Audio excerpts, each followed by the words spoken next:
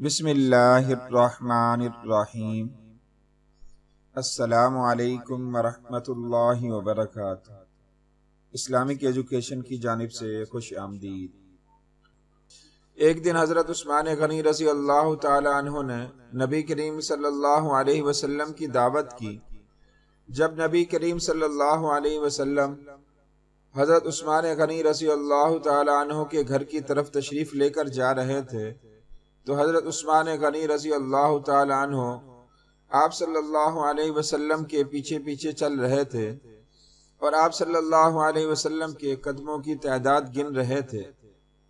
سرکار دو عالم صلی اللہ علیہ وسلم نے جب منہ موڑ کر یہ معاملہ دیکھا تو مسکرا کر پوچھا، اے عثمان، کیا کر رہے ہو؟ حضرت عثمان غنی رضی اللہ تعالی عنہ نے جواب دیا، یا رسول اللہ، میں آپ صلی اللہ علیہ وسلم کے قدم مبارک گن رہا ہوں تاکہ میں اتنے غلام آزاد کروں۔ دعوت ختم ہونے کے بعد حضرت عثمان غنی رضی اللہ تعالی عنہ نے ایسا ہی کیا اور اتنے ہی غلام آزاد کیے۔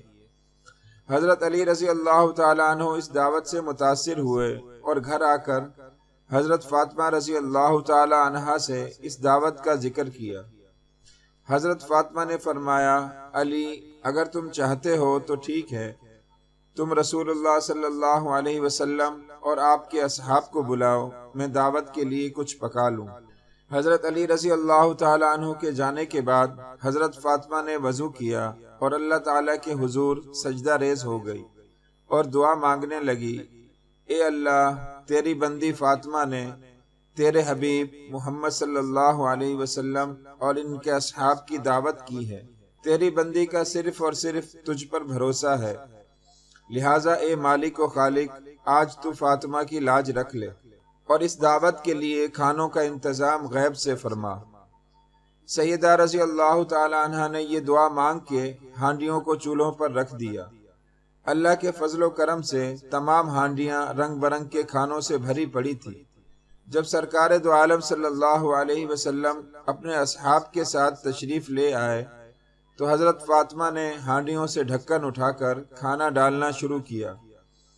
اصحاب رسول صلی اللہ علیہ وسلم کھانے کی خوشبو سے حیران رہ گئے۔ جب صحابہ کرام نے کھانا کھایا تو کھانوں کی لذت نے مزید حیران کر دیا۔ نبی کریم صلی اللہ علیہ وسلم نے صحابہ کرام کو حیران دیکھ کر فرمایا، حیران ہو رہے ہو، تمہیں معلوم ہے کھانا کہاں سے آیا ہے؟ تمام صحابہ نے جواب دیا، اللہ اور اس کا رسول بہتر جانتے ہیں۔ سرکار دو عالم صلی اللہ علیہ وسلم نے فرمایا، حضرت فاطمہ نے یہ کھانا ہم لوگوں کے لیے جنت سے منگوا کر دعوت کی ہے۔ اس کے بعد حضرت فاطمہ رضی اللہ تعالی عنہ پھر سجدہ ریز ہو گئی اور اس طرح دعا مانگنے لگی، اے میرے مالک، حضرت عثمان رضی اللہ تعالی عنہ نے تیرے محبوب کے ہر قدم کے بدلے ایک غلام آزاد فرمایا۔ فاطمہ کے پاس اتنی استطاعت نہیں کہ وہ غلام آزاد کرے۔ اے میرے رب، تو نے پہلے بھی میری لاج رکھی اور جنت سے کھانا بھیج دیا۔ اب تیرے محبوب صلی اللہ علیہ وسلم جتنے قدم چل کر میرے گھر آئے، اتنے ہی سرکار دو عالم صلی اللہ علیہ وسلم کے امتی جہنم کی آگ سے آزاد فرما دے۔ ادھر حضرت فاطمہ رضی اللہ تعالی عنہ اس دعا سے فارغ ہوئی، ادھر جبرائیل علیہ السلام وحی لے کر آ گئے اور بشارت سنانے لگے، یا رسول اللہ صلی اللہ علیہ وسلم، اللہ تعالیٰ نے آپ کے ہر قدم کے بدلے 1000 گنہگار امتیوں کو بخش دیا اور جہنم سے آزادی عطا کر دی۔